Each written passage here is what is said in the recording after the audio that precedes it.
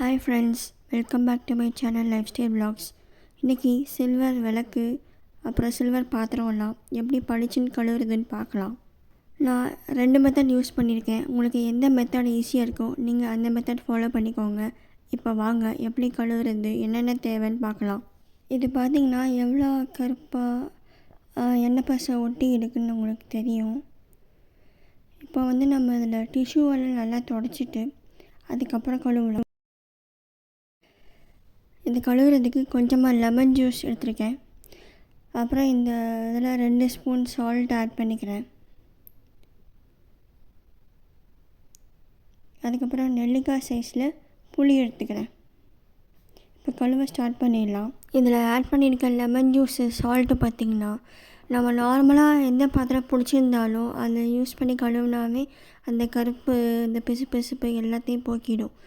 அதே மாதிரி இந்த சில்வருக்கும் நம்ம லெமன் ஜூஸ், சால்ட்டு, அதுவும் புளியோட சேர்த்து நீங்கள் கழுவுனீங்கன்னா நல்லா ஒரு பாலிஷ் ஃபினிஷ் கிடைக்கும்.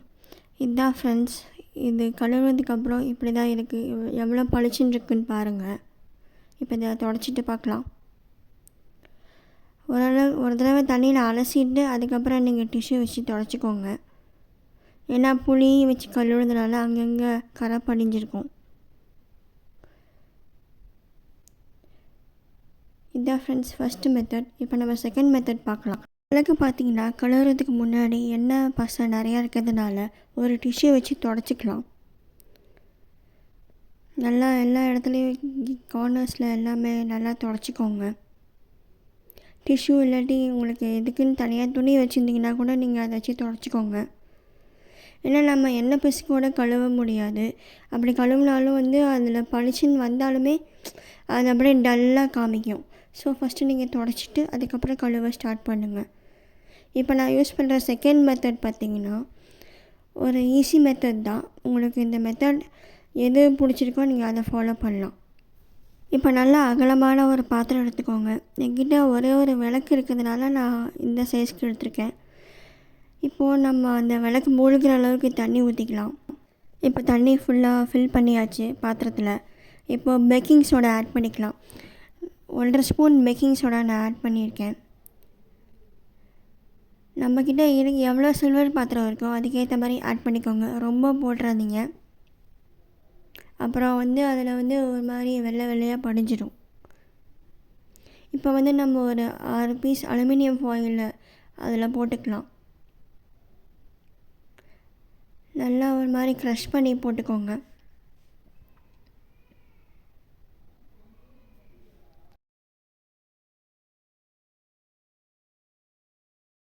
இப்போ விளக்கு உள்ளே போட்டுக்கலாம். அதை ஃபுல்லாக உள்ளே மூழ்கிற அளவுக்கு நீங்கள் போட்டுக்கோங்க. தண்ணி பத்தாட்டி கொஞ்சம் ஊற்றிக்கோங்க. தண்ணி கொஞ்சம் ஆட் பண்ணிக்கலாம். ஏன்னா பத்தாமல் இருந்துச்சு. இப்போ இதை ஒரு 5 to 10 மினிட்ஸ் நல்லா கொதிக்கட்டும். மீடியம் ஃப்ளேம்லேயே வச்சுக்கோங்க, ஹையில் வச்சிடாதீங்க. அப்புறம் சீக்கிரமாக தண்ணி கொதிக்க ஆரம்பிச்சிச்சுன்னா நமக்கு டைம் கரெக்டாக தெரியாமல் போயிடும். இப்போ நல்லா தண்ணி கொதிக்குது. இப்படியே ஒரு 2 மினிட்ஸ் வச்சிடுங்க. இந்த கொதிக்கிற டைமில் நீங்கள் ஒரு ஸ்பூனை வச்சோ இல்லை உங்களுக்கு எது ஈஸியாக இருக்கோ அதை வச்சு உள்ளே நல்லா அந்த விளக்கை உள்ளே தள்ளிக்கிட்டே இருங்க. அப்போ தான் உங்களுக்கு எல்லா இடத்துலையும் நீட்டாக க்ளீன் ஆகும்.